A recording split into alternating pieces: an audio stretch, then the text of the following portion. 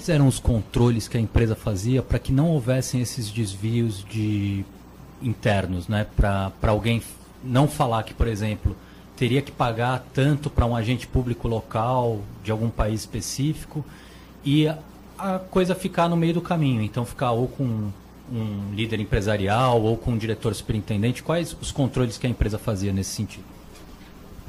Não tenho ideia desse sentido dos controles. O que chegava a mim era um determinado codinome com um determinado valor. Eu, às vezes, questionava no sentido de esclarecer a necessidade real. Outras vezes, estando próximo a uma determinada viagem a um determinado país, eu guardava aquele assunto para chegar lá e efetivamente reduzir os valores desses pagamentos, obviamente, quanto menos melhor. O interesse do senhor em reduzir, dentro da empresa, qual seria? O de reduzir os pagamentos? O senhor ganhava um bônus maior por gastar menos com esses pagamentos? Como que era a lógica de remuneração premiativa da empresa nesse sentido de realmente incentivar os seus funcionários a negociarem, a quererem buscar o melhor acordo?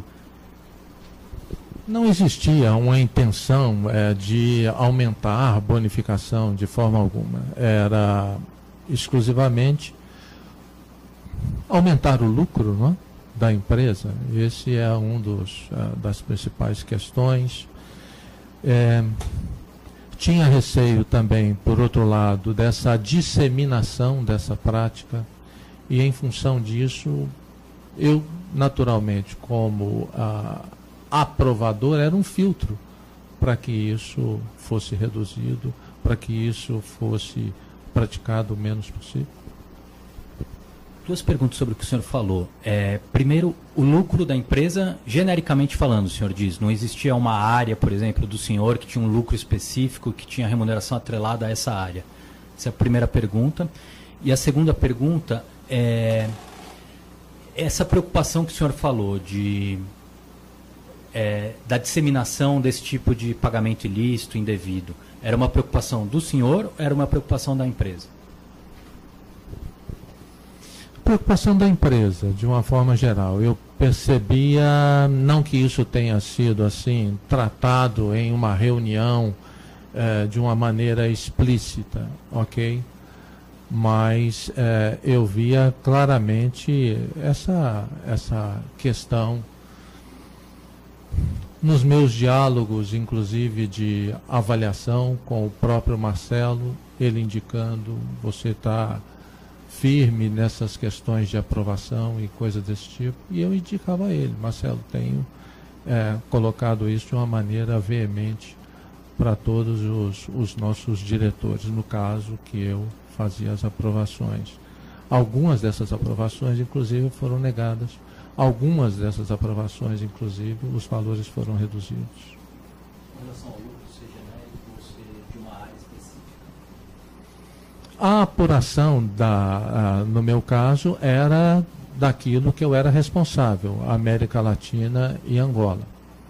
Então, esses valores, obviamente, eram deduzidos, né, no caso dessa avaliação. E o senhor recebia o bônus, o senhor e os diretores superintendentes atrelados ao senhor recebiam bônus com base nesse lucro também? Este lucro, como também outras questões, naturalmente. Não era essencialmente a questão lucro. Questões intangíveis, inclusive, envolvendo pessoas, envolvendo imagem da organização, etc. Havia, no início de cada período, no início do ano, alguma cota que os senhores tinham? Assim, essa cota aqui, até essa cota você pode utilizar sem explicar muito. Passou dessa cota para pagamentos indevidos para agentes públicos. Passou dessa cota, você já tem uma outra sistemática de explicação. Havia isso na empresa? Não havia.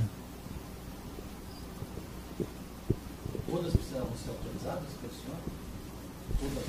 Em tese, sim. Ok? Em tese.